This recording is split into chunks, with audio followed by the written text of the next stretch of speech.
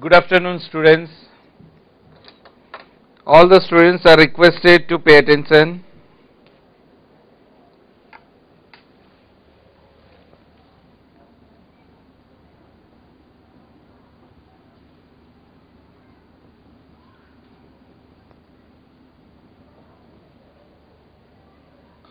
All the students, please pay attention. Last time we did sum number 8. Now please see sum number 6. Last time we have skipped this sum. So please see question number 6 and the page number is 84.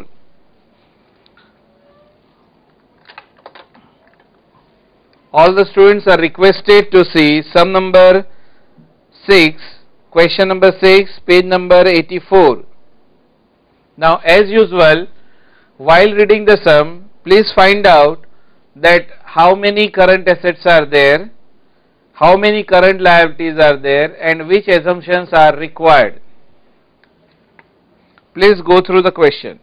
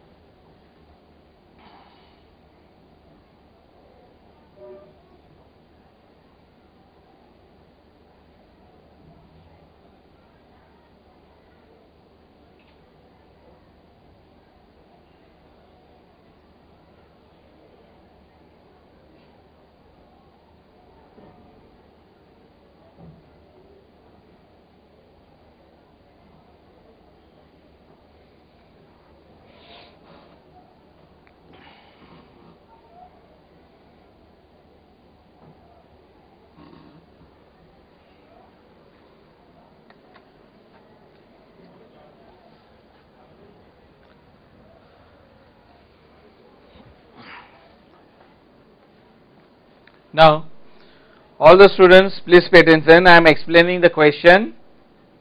In this sum, first you have to find out working capital and then you have to add 10% extra for contingencies. Now, if you will see this question, in this question, you have to find out 5 current assets. There are 5 current assets. First is raw material stock, second WIP stock, third is finished goods stock, fourth is debtors, and fifth is cash balance. As far as current liabilities are concerned, there are 4 current liabilities. One is creditor for raw material or creditor for, you can say, purchase of raw material.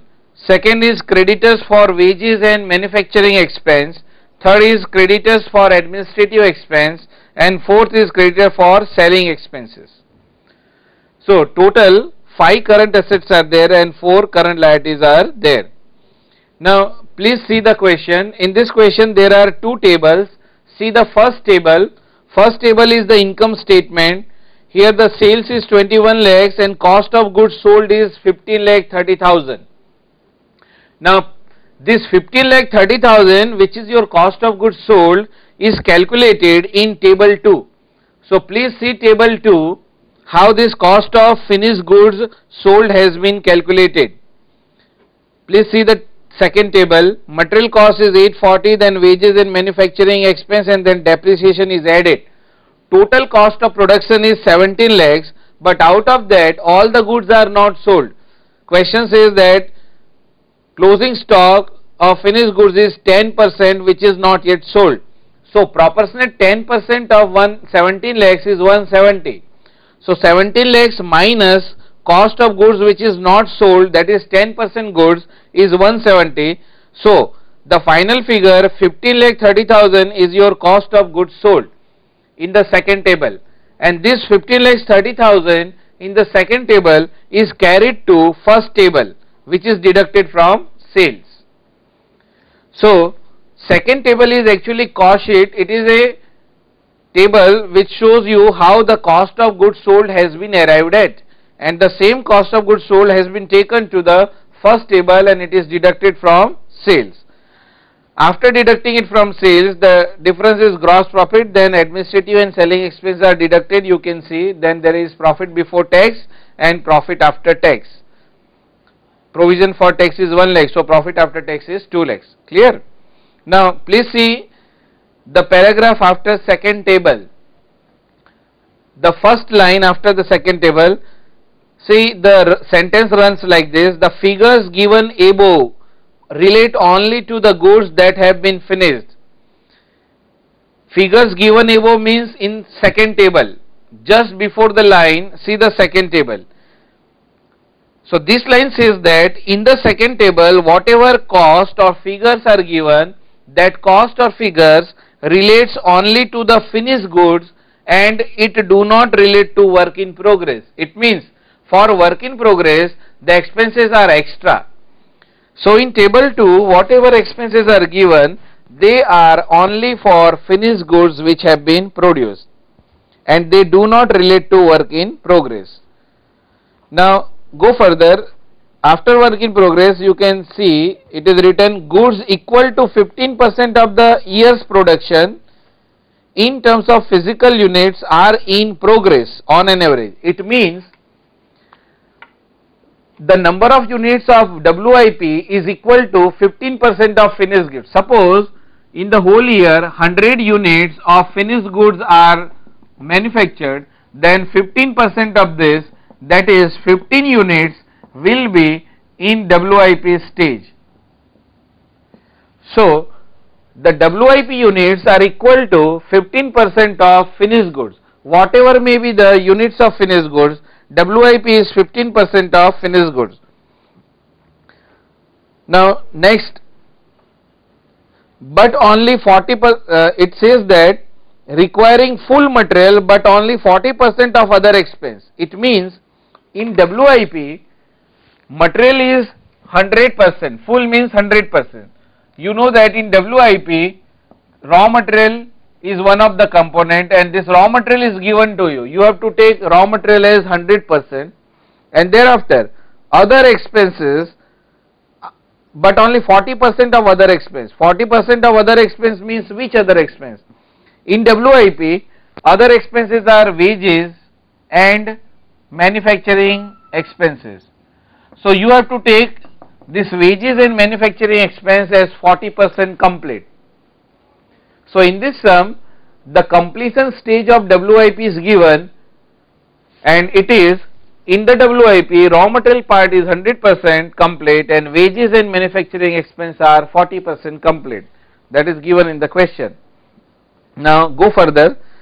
Next sentence is the company believes in keeping 2 months consumption of material in stock. It means raw material remains in stock on average for 2 months and cash balance is 40,000. Then see the last paragraph. Average time lag in payment of all expense is 1 month, and after this it is written that suppliers of material extend 1.5 months credit. It means our creditor for supply of raw material give us credit of 1.5 month, but other than raw material, in case of all other expense, the time lag is 1 month. So which are all other expense? If you will see the question, except raw material, you will find 3 other expense, that is wages and manufacturing expense, administrative expense and selling expense. So the time lag in case of all these 3 is 1 month. Next point is sales are 20% on cash. It means 80% sale is on credit basis. So when we will calculate the debtor, at that time you have to take only credit sales, which is 80%. Thereafter it is written that 70% of the income tax has to be paid in advance in quarterly installment. Now this income tax to be paid in advance is current asset for the purpose of accounts, but as far as working capital is concerned, working capital is not required for payment of advance tax. So for working capital purpose, income tax or advance income tax is not considered as current asset. For that I will dictate you notes later on, but first of all now write down the assumptions which are made in this sum.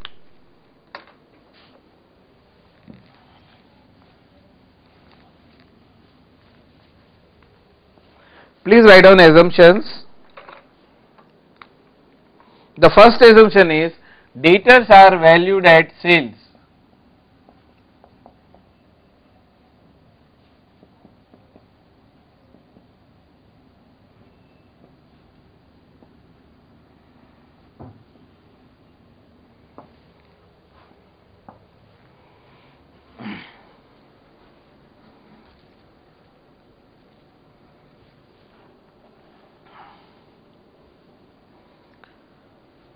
First assumption is debtors are valued at sales.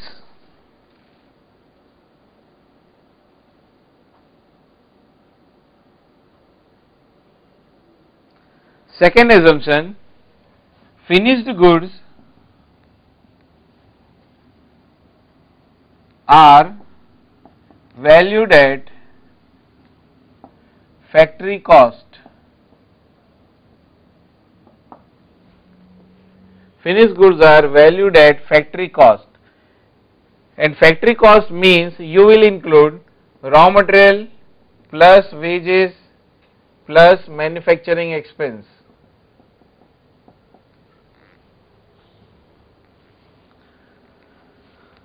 Normally finished goods are valued at cost of production, that is, in valuation of finished goods, when you value it at cost of production, administrative cost is also added or included. But in this sum, if you will see the cost sheet, that is second table, please refer second table. In the second table you can see that while finding total of all the total cost of the finished goods, material is taken, then wages and manufacturing expense is taken, then depreciation is taken, but administrative expense is not added. It is included in the profit and loss account given in the first table. So in the cost of goods sold, this administrative expense is not included. Please see second table, and that's why we have assumed that finished goods are valued at factory cost. It means administrative expenses are not included while valuing the finished goods. So this is our second assumption.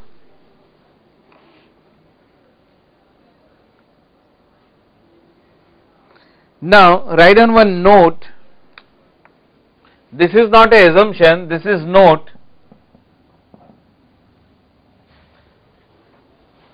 First write down, then I will explain you this notes. Write down income tax paid in advance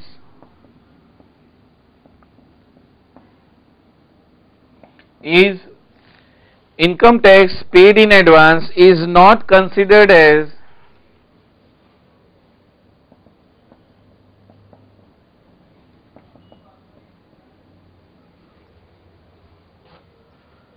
investment in current assets for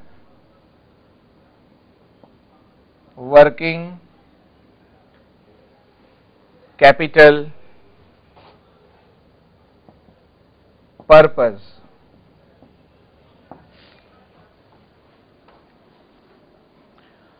Or you can write income tax paid in advance is not considered as investment in current asset for, you can write, normal business operation, for normal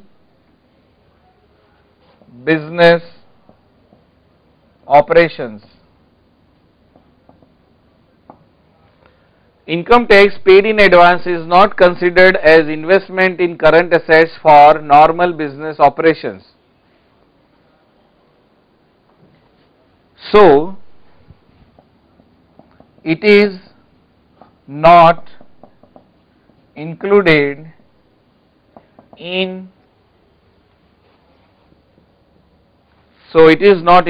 in calculating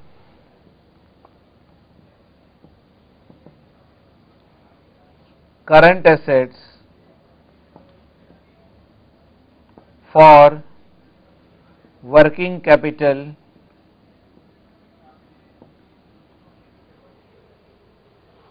purpose.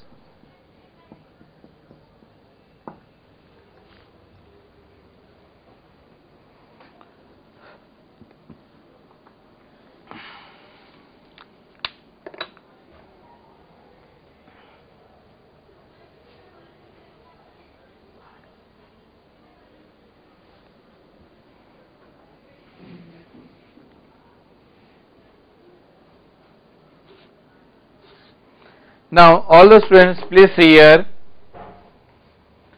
what is meaning of this working note? When you pay advance tax, actually it is a current asset and you show it on asset side of balance sheet, but this income tax paid in advance is not an investment in current asset for normal business operation. This word is important, for normal business operations. It means we do not pay advance tax for carrying on our normal business operation. Advance tax is simply a distribution of profit. So we do not require working capital for paying advance tax. That's why when you calculate current assets for working capital purpose, this advance income tax paid should not be included in calculation of current assets. Otherwise, when you prepare account, that is balance sheet, in balance sheet this advance income tax paid is shown as current asset, but when you prepare estimation of working capital, at that time it is not considered as current asset because it is not required for normal business operation. So it is an explanation that why this advance income tax is not considered while estimating current asset for working capital purpose. Now the students are requested to ask if they have any query up to this point, otherwise we will start with the answer part. Please ask if there is any doubt or query.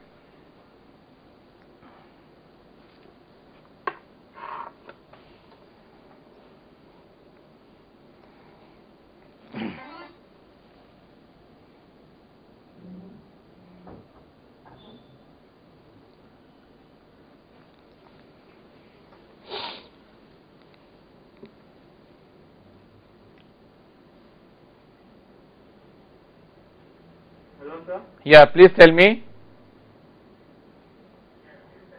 Sir, can you explain the note again? Yeah, I am explaining it again. Please see. When you pay advance tax, you show the advance tax on asset side of balance sheet as current asset. So, when you pay advance tax, it is a current asset, but it is considered as current asset in financial account while preparing balance sheet. But this advance income tax is not required for normal business operation. Our normal business operation is not to pay the tax. Our normal business operation here is to manufacture and sell the goods. So the amount of money which you pay as advance tax, that is not required for normal business operation. So for working capital purpose, it is not considered as investment in current asset. Though it is a current asset for accounts or financial account purpose, but for estimation of working capital, income tax is not required, and that's why when we will estimate working capital, we will not include it in current asset. This is the reason. So in accounts you have to include it, but income tax is not required for working capital purpose. So while estimating working capital, that will not be shown as current assets. Is it clear?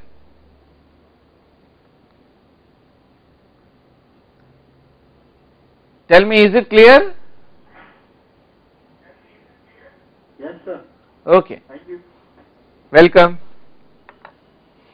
Now, please draw the format of working capital, statement of estimation of working capital.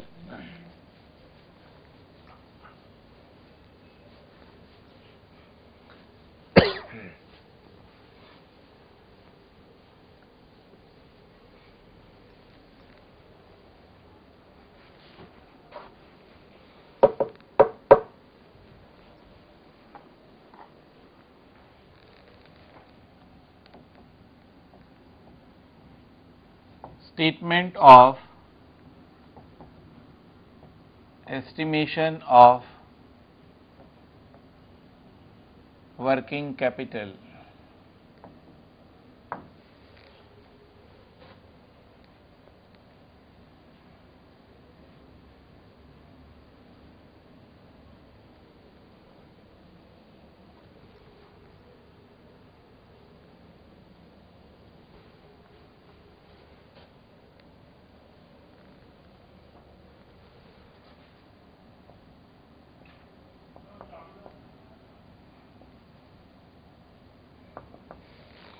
Please draw the format. First, current assets.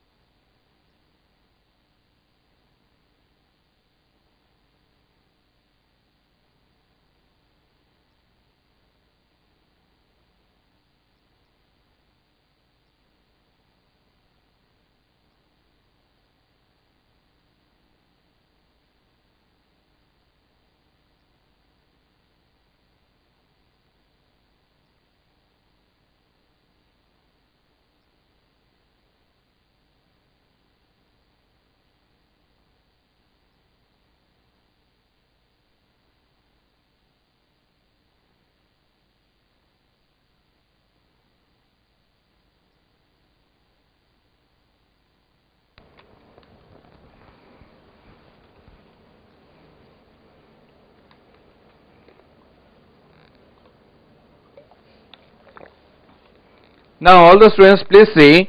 First current asset is raw material stock. Now, in case of raw material stock, this raw material stock generally or on an average remains in stock for 2 months. Now, first write down raw material stock. The annual expenditure of raw material stock is 8,40,000. So, divide 8,40,000 by 12 and multiply it by 2 months. Please find out 8,40,000 divided by 12 into 2. So, it will come to 1,40,000 rupees.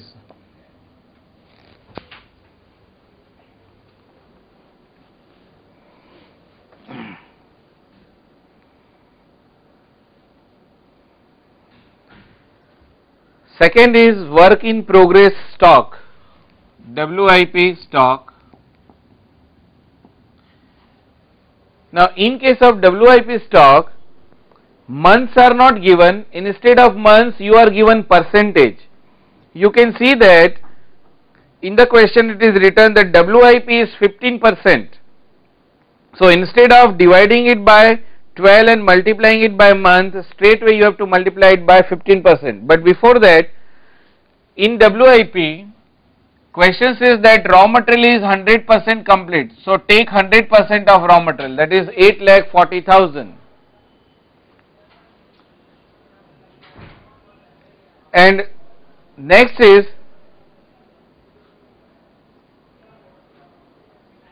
wages and manufacturing expense, they are 40% complete. So, take 40% of 6,25,000. 40% of 6,25,000. Please do 40% of 6,25,000. It will be 2,50,000.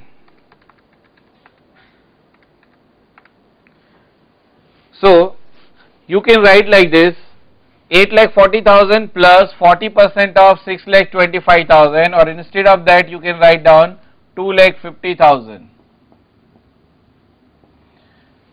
Now WIP is 15%, so multiplied by 15%. All the units are not in WIP stage, only 15% units are in WIP stage.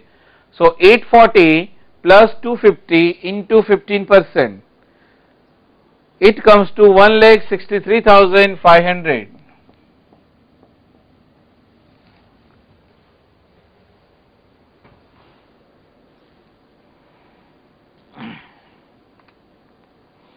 Now the third is finished goods stock.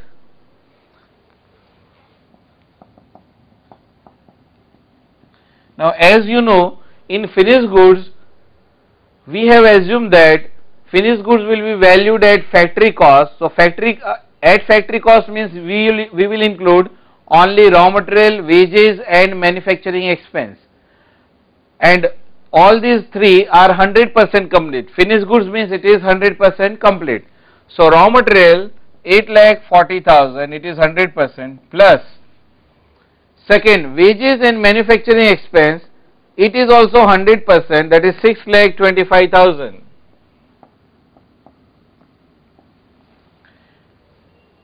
Now out of this, only 10% units remain in finished goods stock. You can see the question. Here also time is not given. Just like this raw material, time is not given, you are given percentage. 10% of the production remains as a finished goods stock. See the second table, cost sheet, you will find out that stock of finished goods is 10%.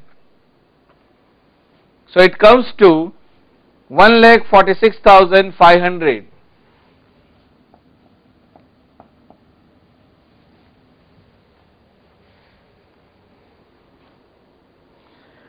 Then comes debtors. In case of debtors, we have assumed that we will value the debtor at sales. So debtors, take the sales or selling price. Sales is 21 lakhs. See the first table, income statement.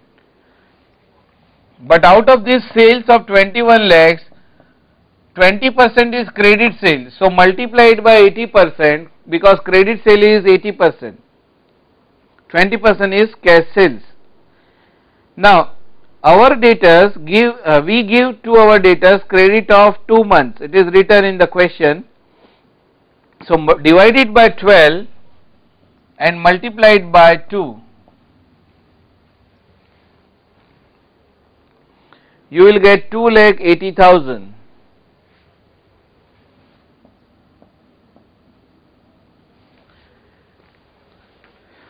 And the last one is cash balance. It is 40,000.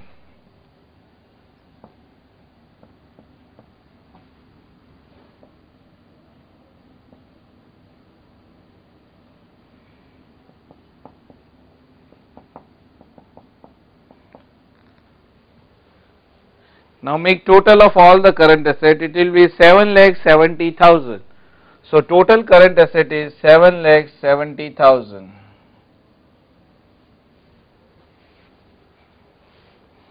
Please write it down.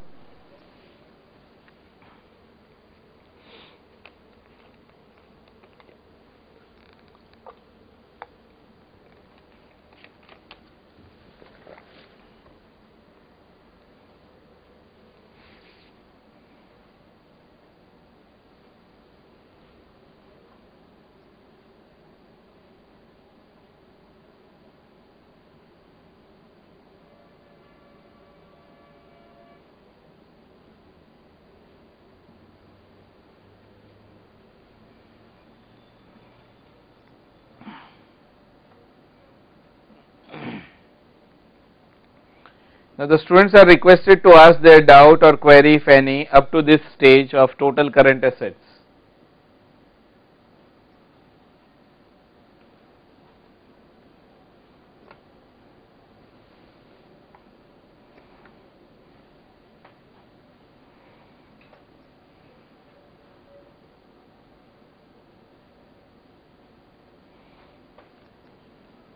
Please ask if there is any doubt.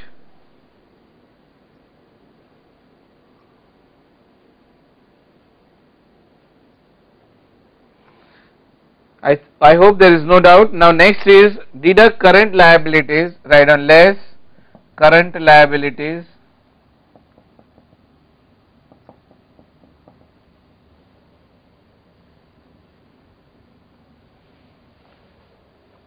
Now first liability is creditors for raw material.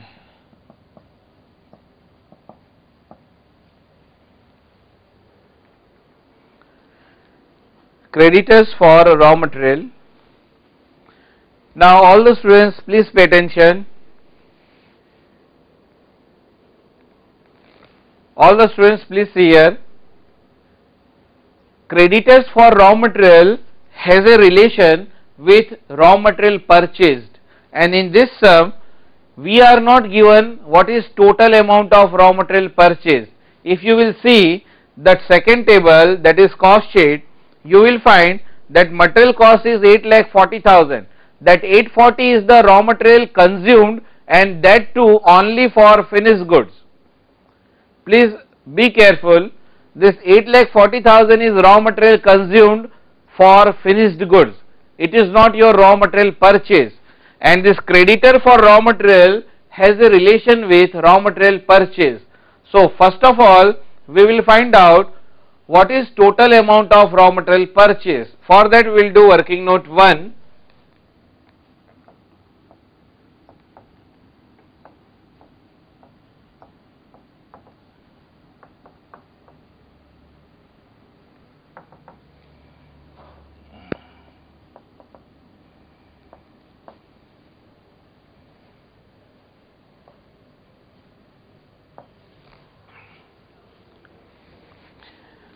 Please do working note 1, raw material purchase or raw material to be purchased. If you will see this question, in this question raw material is required for 3 purposes. Please see, in this question raw material is required for 3 purposes. First purpose is we want to keep some raw material in stock. Please see here, raw material stock. This raw material stock is 1,40,000. So it is the policy of the company that minimum stock of raw material which you have to keep in stock is 1,40,000. So first purpose is raw material required for stock 1,40,000.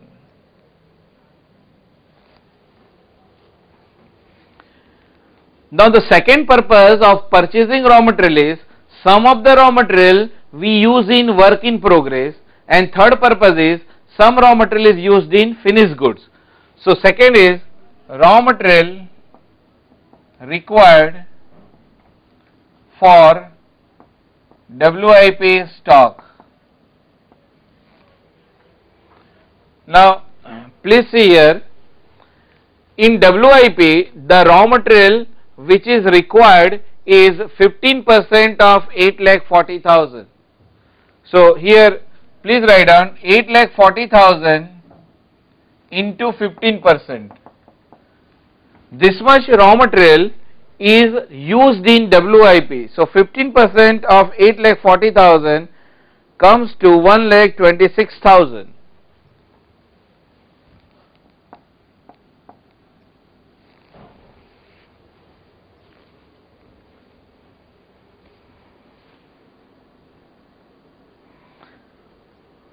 And the third purpose is raw material required for production of finished goods.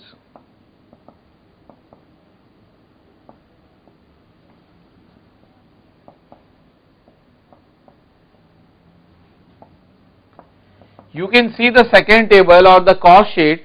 In the whole year, to produce finished goods, we require raw material of 8,40,000. Now add all these three. So minimum this much raw material the company is required to purchase. If you will add all these three, it is 11,06,000.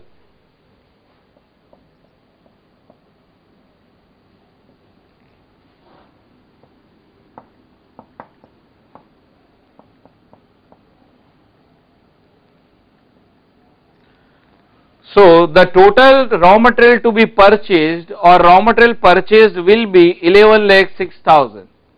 All the students, please write down this working note 1.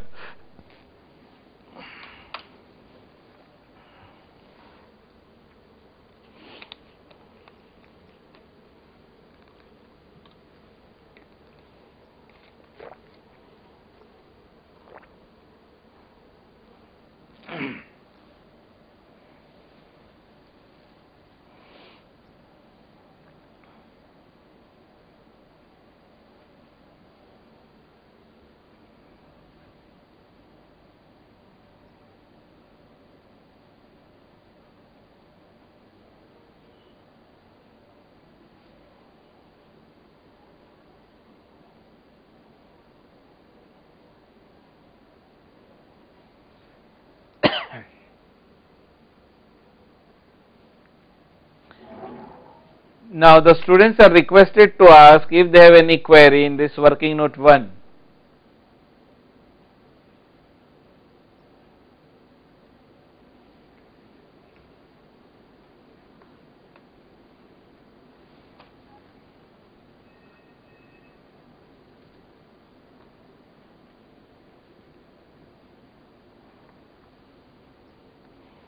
I hope there is no doubt. Now please here, this is our total raw material purchase.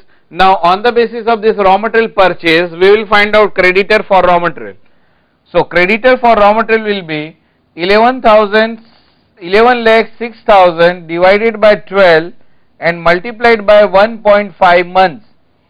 If you will see the question, our creditor or supplier of raw material give us credit of 1.5 months. So find out the proportionate purchase for 1.5 months. It is 1,38,250. 11,06,000 divided by 12 into 1.5.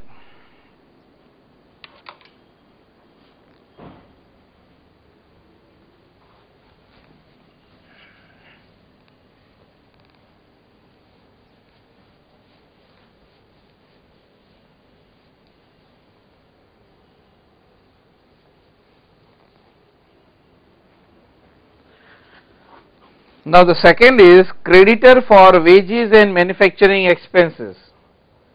Creditors for wages and manufacturing expenses.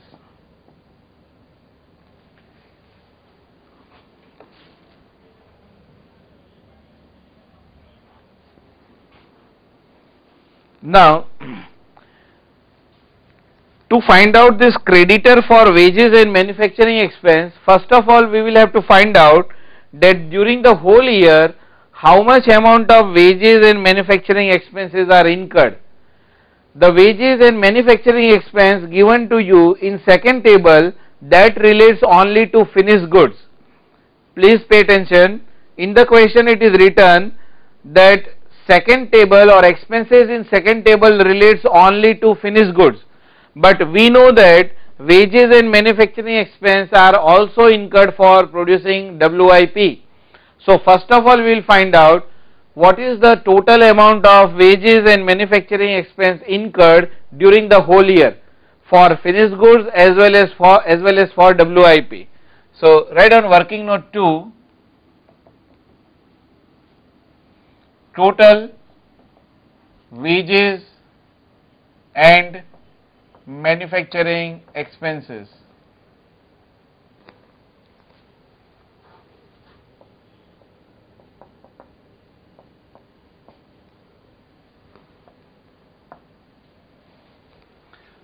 First is wages and manufacturing expense for WIP stock.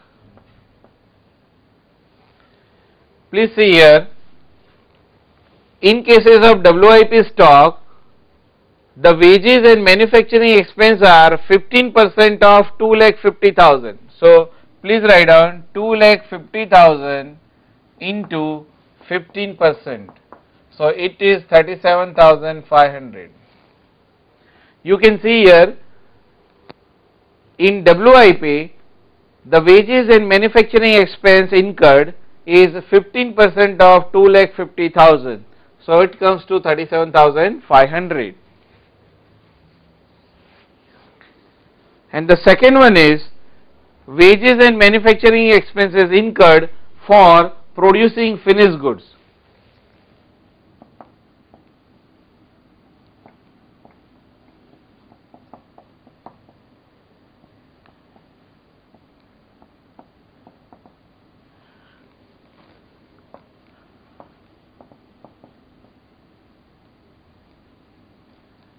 Now that you can see from the cost sheet. See the second table.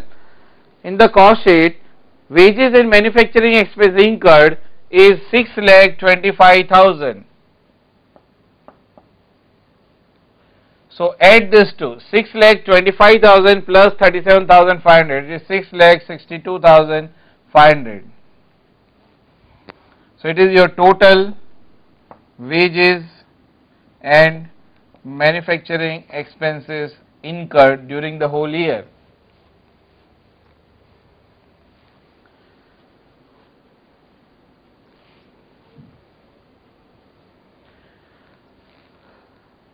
Please write down the second note, second working note. Total wages and manufacturing expenses incurred comes to 6,62,500.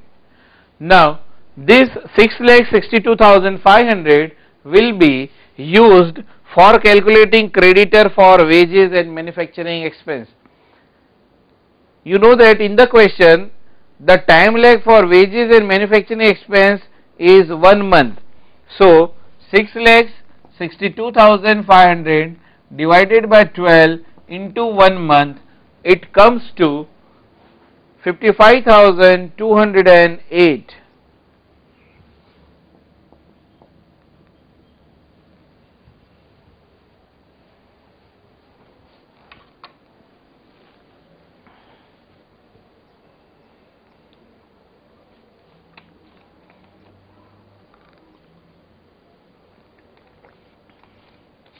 The next one is creditors for administrative expenses. Now in case of administrative expense also the time lag is 1 month. So write down creditors for administrative expense. Total administrative expense for the whole year is given in the first table, that is income statement or profit and loss account. It is 1,40,000. So 1,40,000 divided by 12 into 1 month. So it comes to 11,667.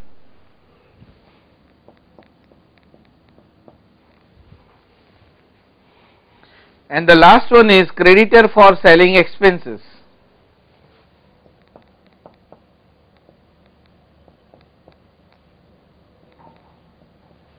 It is 1,30,000 for the whole year divided by 12 into 1 month.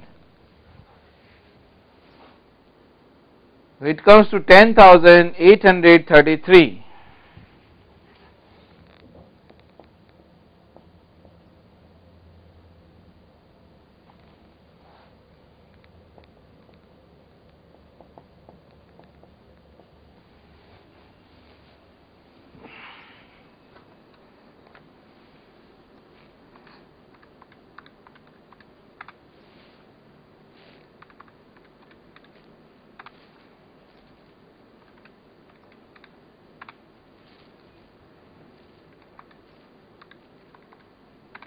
So the total current liability comes to 2,15,958.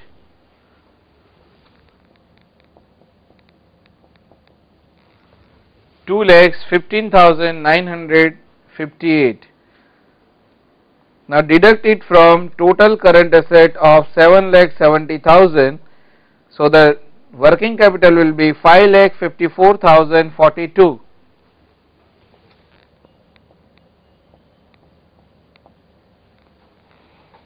So it is net working capital A minus B.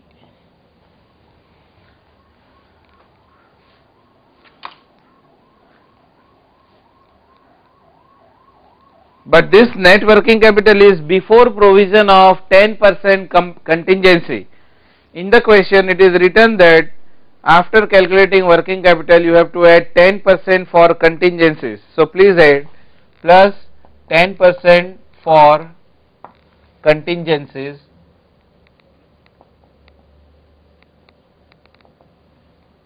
So 10% of this comes to 55,404. 55,404. So after adding it, it comes to 6,09,446. 6,09,446.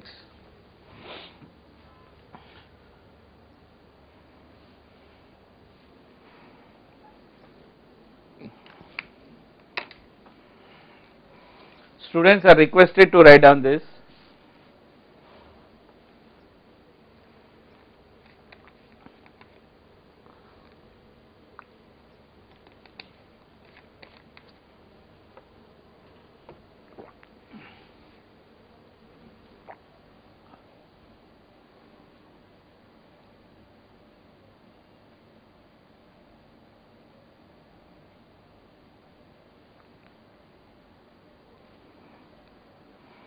By this we finish sum number 6.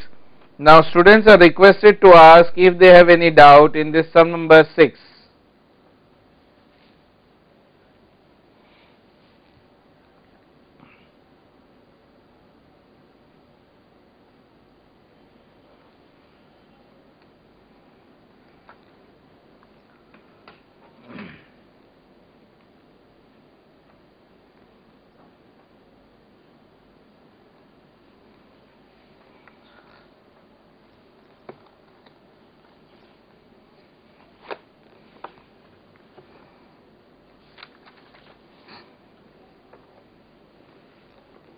Now, yes, please ask.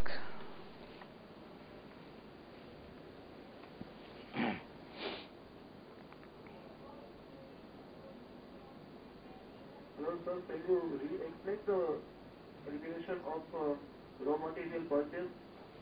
That is working note 1. You mean working note 1, na? Don't understand working note 1. I am explaining you. Please say here again.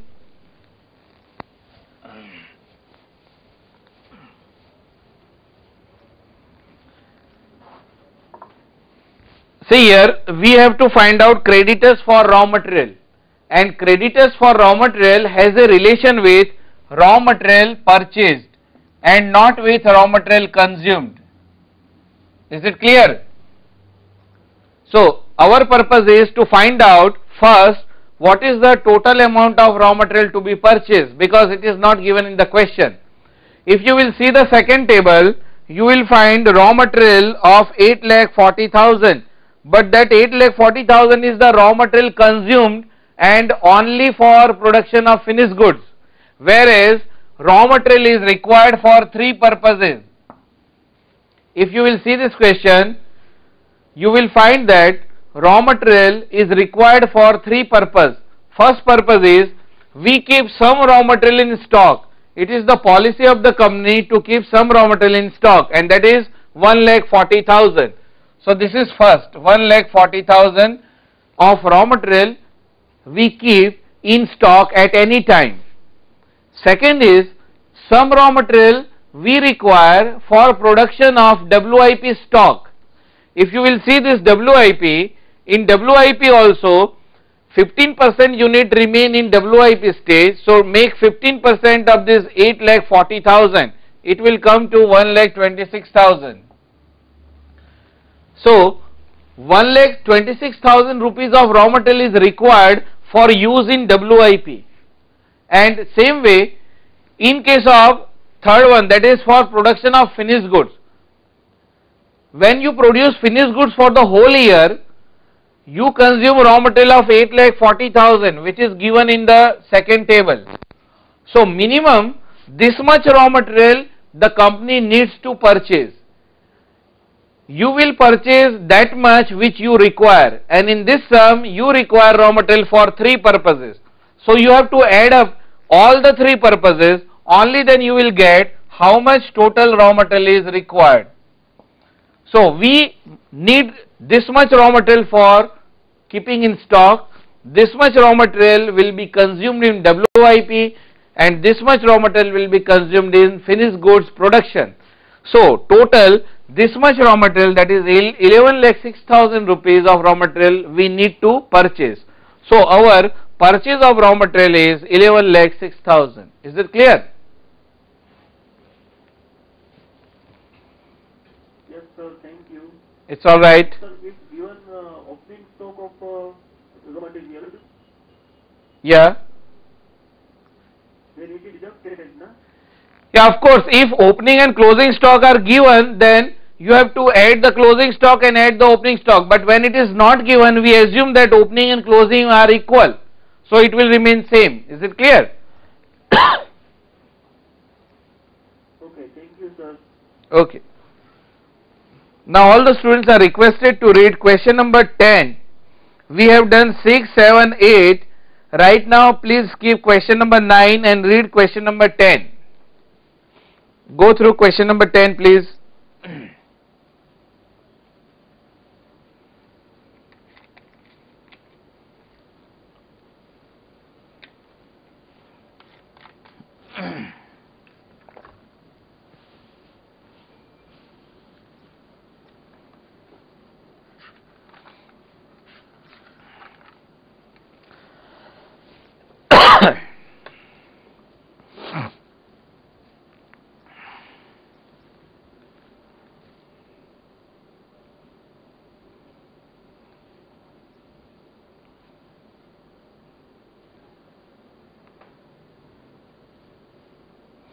While reading, please find out number of current assets and current liabilities and how many assumptions are required.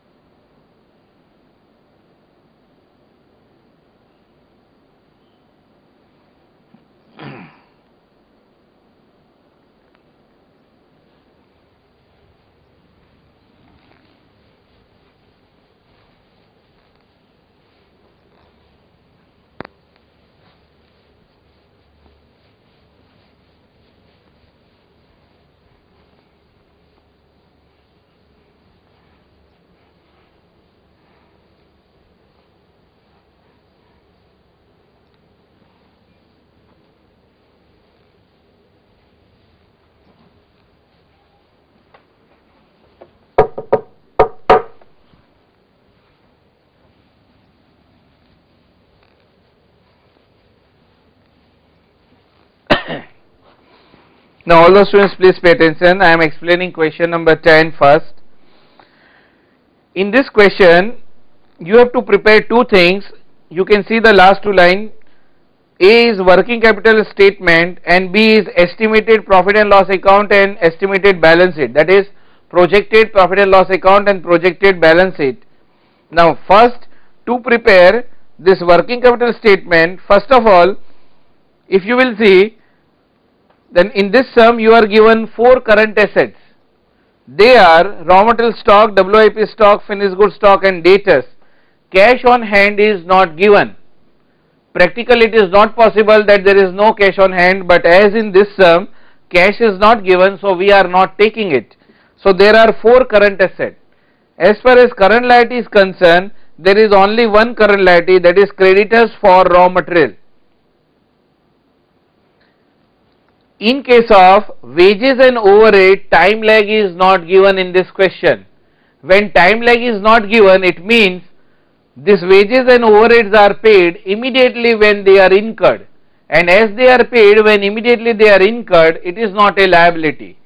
wages and overhead become liability only if there is time lag, and in this question there is no time lag. So total there are 4 current asset and only 1 current liability, that is creditors for raw materials. Now as far as assumptions are concerned, please write down assumption. First assumption is debtors are valued at sales.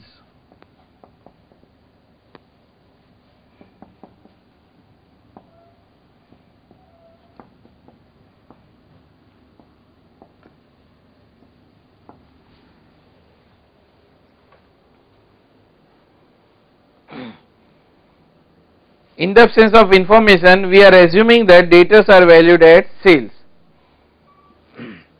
Now as far as completion stage of work in progress is concerned, if you will see point number 7 carefully, you will find that it is written that full unit of raw material is required. It means it is given that in WIP raw material is 100% complete. So for other expense, that is for wages and overhead, we have to make assumption. So second assumption is in WIP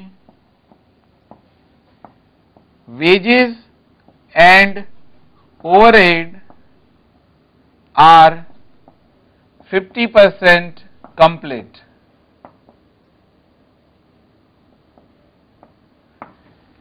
Raw material is 100% complete is given, so we are not assuming, there is no need. Raw material is 100% complete, it is given. So wages and overhead are 50% complete, that we are assuming. So these are the two working notes, two assumptions. Now as far as cost per unit is concerned, you are given cost per unit in terms of percentage of selling price. So first of all we will convert it into rupees term. So write down working note 1, cost per unit.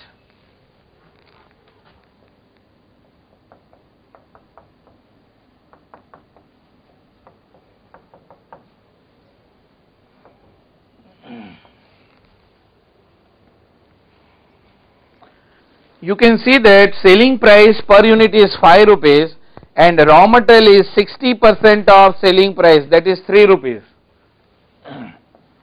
So raw material is of 3 rupees. Second, wages is 10%, so 50 paise per unit. And third, overheads are 20%, so it is 1 rupee. So total cost is 4 rupees and 50 paise. So profit is 50 paise. So 450 plus profit of 50, so selling price is 5 rupees.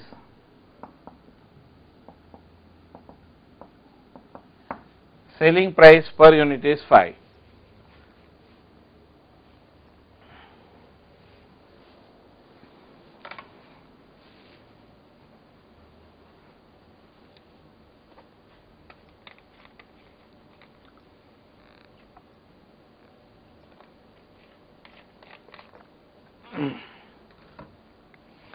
Now with the help of these two assumptions and this working note 1, we will estimate the working capital requirement. Please draw the format of statement of estimation of working capital.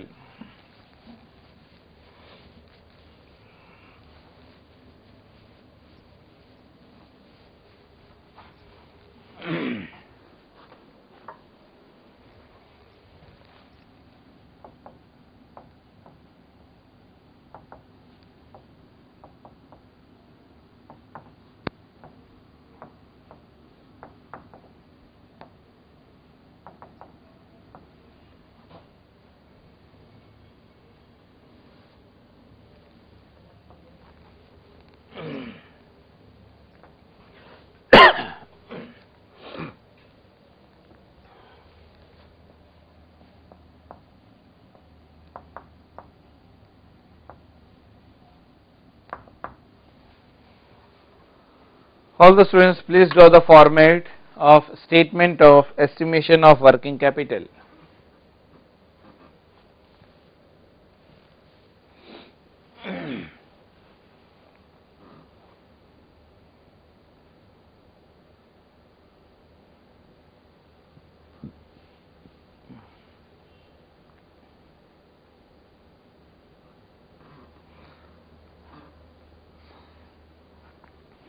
Now the first asset is raw material stock. Now in this sum you are given annual production, so we will do calculation on the basis of annual production, which is 60,000 units.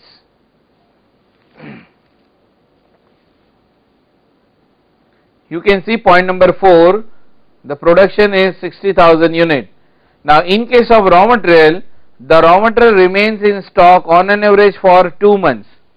So that on raw material stock will be 60,000 units divided by 12 into 2 months into rupees 3 per unit. Refer working note, the raw material cost per unit is 3 rupees, so multiplied by 3, so it comes to 30,000 rupees.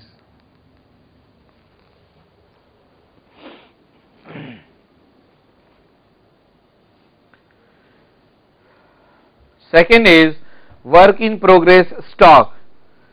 Now work in progress remains in stock for 1 month.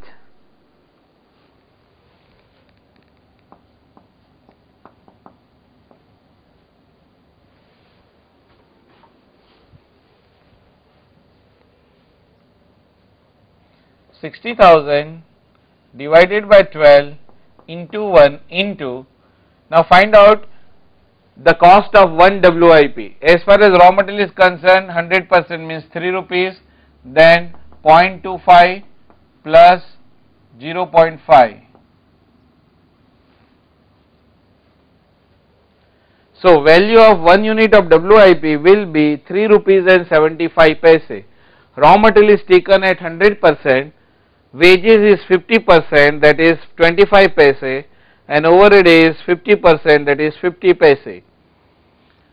So multiply it, you will get 18,750.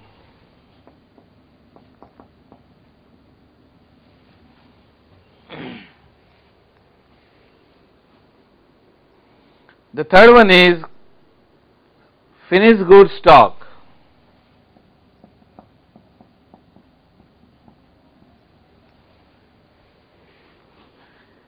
Now the finished goods remains in stock on an average for 3 months.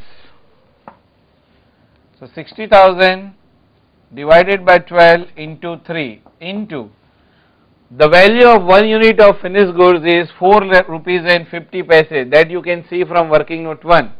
So multiplied by 4.5, that is 4 rupees and 50 paise. So it will come to 67,500.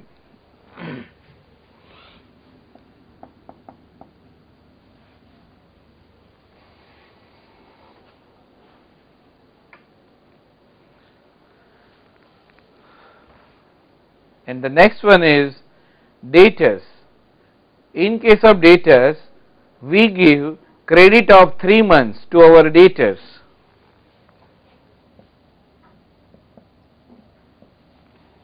So it is 60,000 divided by 12 into 3 into rupees 5, because we have assumed that we will value the debtor at sales and the selling price is 5 rupees. So it comes to 75,000.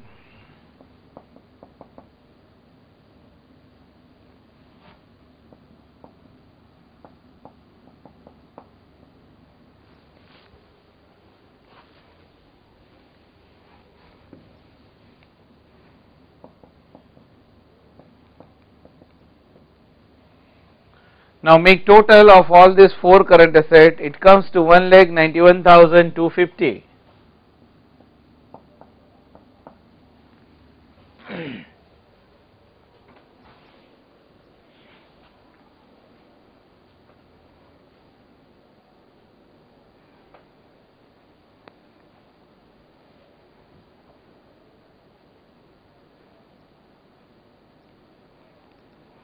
Now from this deduct current liability. There is only one current liability in this sum.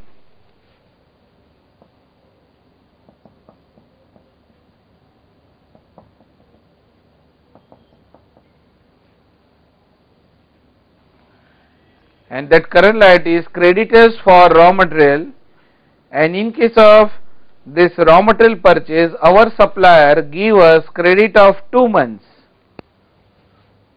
So creditors for raw material is equal to 60,000 divided by 12 into 2 into raw material price 3 rupees per unit. So it comes to 30,000. This is the only liability, so deduct it from total current asset. So it comes to 1,61,250.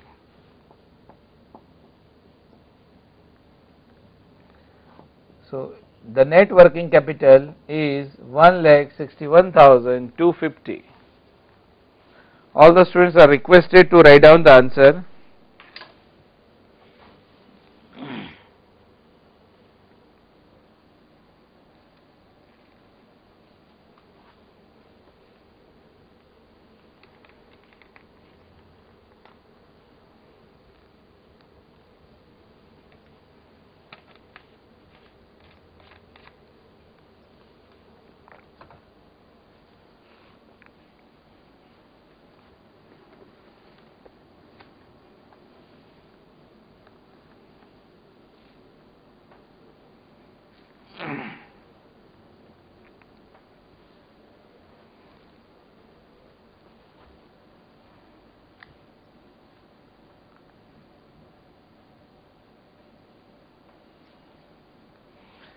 Now the students are requested to ask if there is any doubt to them in this working capital statement.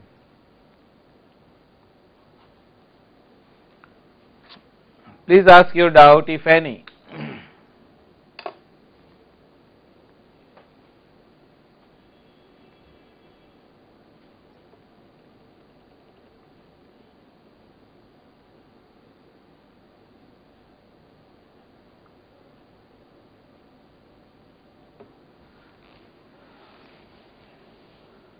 Please ask your doubt if any.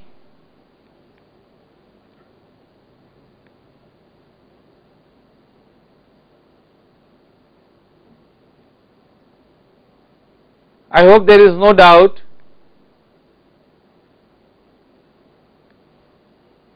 Now, this was your answer A. It was your answer A. Now, please see question B. Question 10B. You have to estimate the profit and loss account, or you have to prepare the estimated profit and loss account and estimated balance sheet. Now, we will prepare estimated profit and loss account only today because the time will permit only that much. Estimated balance sheet we will prepare next time. Now, to prepare estimated profit and loss account, please draw the format.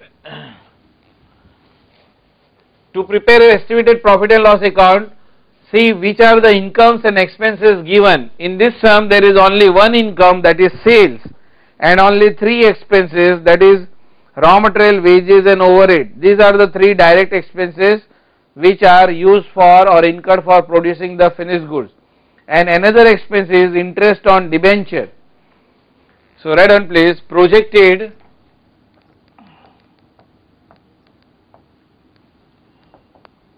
profit and loss account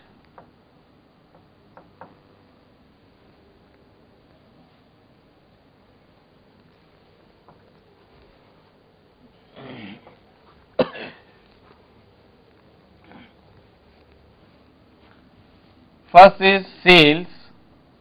This is the only income in this sum. The number of units sold is 60,000. So write down sales 60,000 units into rupees 5 per unit. So it is 3 lakhs. From this sales deduct cost of goods sold. So less cost of goods sold. Now to find out cost of goods sold, add raw material cost, wage cost and overhead cost. First is raw material. Raw material cost will be 60,000 unit into 3 rupees, that is 1,80,000. Write it in inner column. Same way wages, wage cost was 50 paisa per unit. So wages is equal to 60,000 into 0.5, that is 30,000,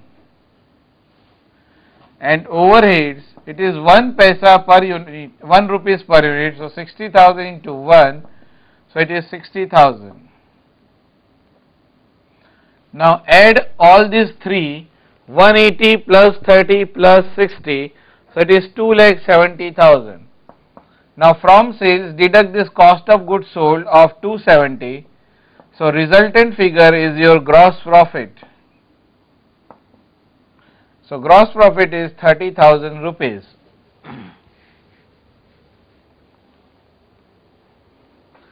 From this gross profit deduct the interest on debenture. See point number 2 of the question. Here you are given debentures of 50,000 rupees and interest rate is 5%. So less interest on debenture, it is 50,000 into 5%, that is 2,500.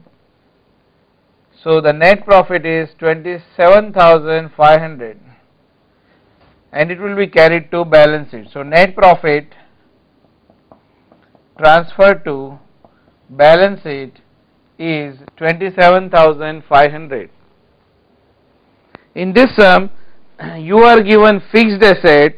Please see point number 3, fixed asset of 1,25,000, but the rate of depreciation is not given, so we are helpless to calculate depreciation. So in this sum depreciation is not deducted as expense because the rate of depreciation is not given. So by this we finish the projected profit and loss account. The students may ask any query from this.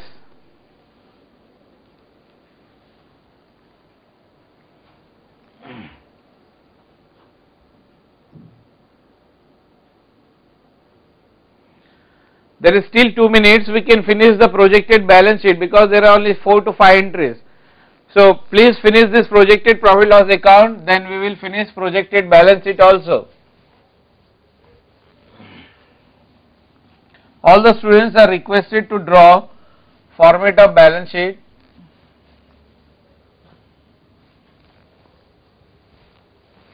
To prepare balance sheet we are not given the trial balance, so we will take all the assets given in the question as well as assets and liabilities found out by us in working capital statement.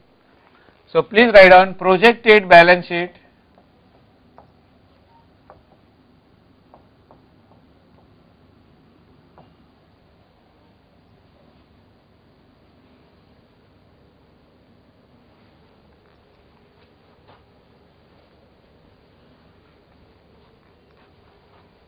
Left hand side is liability side and right hand side is asset side.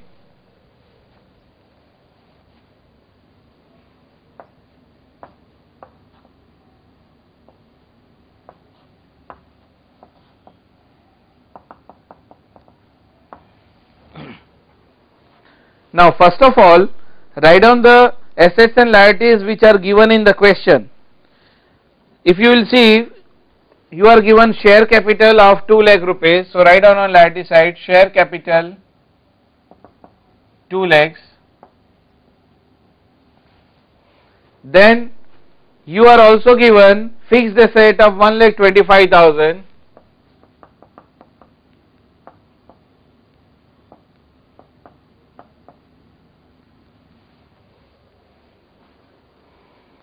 Then the third item given is debentures, it is 5% debentures.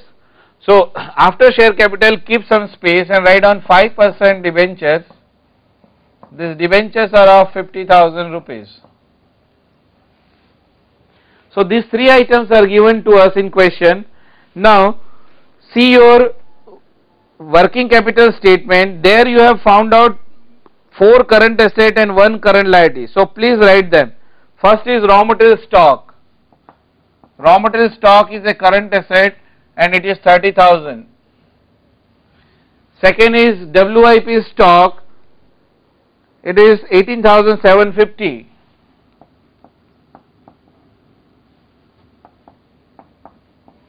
Third is finished goods stock, it is 67,500. and fifth one is debtors. Sorry, fourth one is debtor, it is 75,000.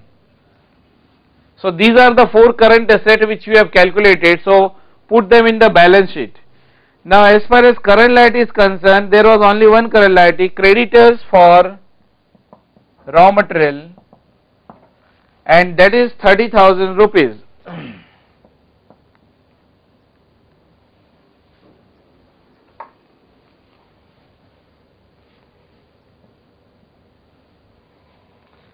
Then this net profit of 27,500 will be added under the head reserves and surplus. So reserves and surplus. Now in this, we don't know what is the last year's profit or loss balance. So whatever it may be, that will be the balancing figure.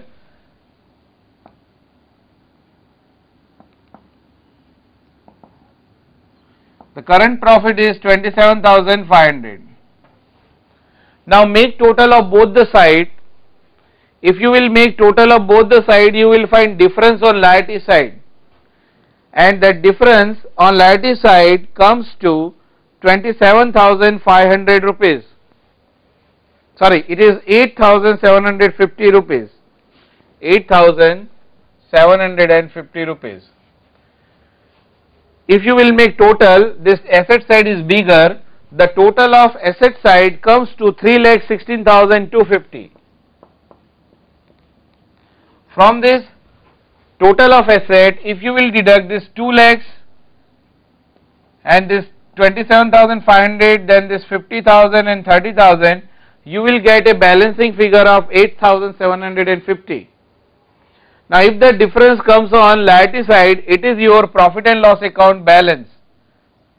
Means it is profit and loss account old balance of last year. So in last year's balance, add this year's current profit of 27,500. So it comes to 27,500. Please add.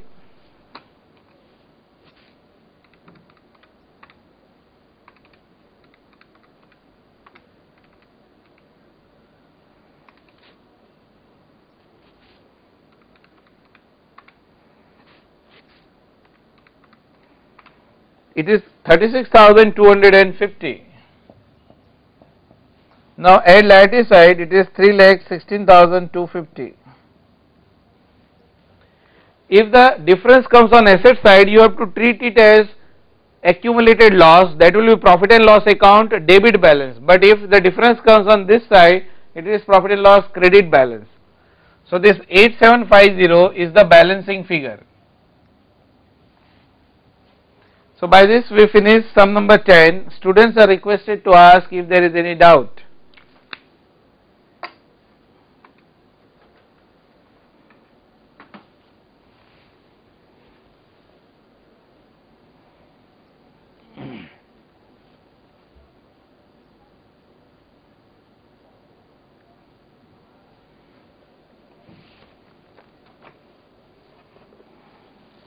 Please ask if there is any doubt, otherwise we will finish today's session.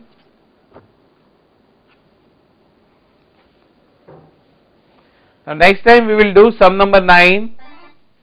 Yes, please ask me. Good evening, sir. Good evening.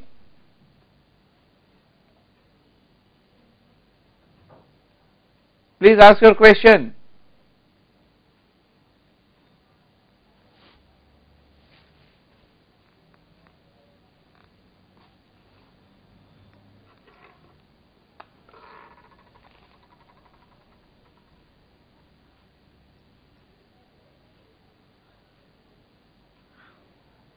Please ask your question.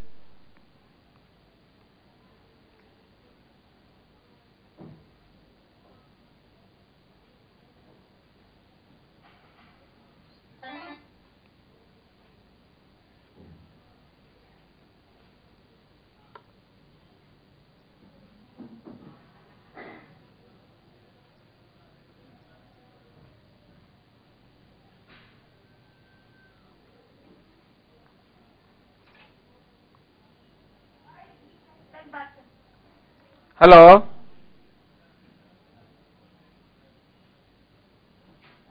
Please tell me. Sir, in the present provision, projected balance sheet is asked, but projected balance sheet is never tallied. Listen, what is your question? First tell me. Projected balance sheet, it is not tallied in this sum. It is not tallied. Yes, it is not tallied. This is the difference, that I accept. But are you given trial balance? In the absence of trial balance, if we have to prepare balance sheet, then we are helpless. We can put only that assets and liabilities which we are having. If you are given tallied trial balance, then there will not be any difference in balance sheet. But are you given any trial balance in this sum? Please tell me.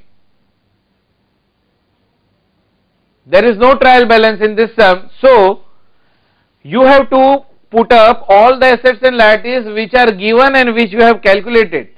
Now the difference will come. If the difference comes on credit side, it is your profit and loss account credit balance, and if the difference comes on debit side, it is your profit and loss account debit balance. Is it clear? Sir, 1 minute. Huh. Sir, the difference between the normal balance sheet and the projected balance sheet is the we don't have to tally only projected balance sheet. Who says that projected balance sheet is not tallied? Sir, in account. No, projected balance sheet can also be tallied. 2-3 chapters we did the same only. See, when public issue comes, many companies give projected balance sheet of next 5 years. You can see the prospectus. Projected balance sheet also tallies, but in this sum, we are not having sufficient information. Whatever assets and liabilities are given to us and whatever we have calculated while estimating working capital, that you have to put. In the absence of information, the difference is coming. Clear? But it is not so that projected balance sheet never tallies. Projected balance sheet also tallies.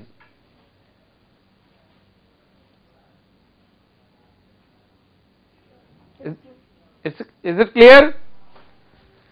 You can refer prospectus of any company which comes with public issue. There you will find projected balance sheet of next 5 to 6 years, many years. That also tallies. Clear? Any other doubt? Thank you. Okay, by this we finish today's session. Thank you.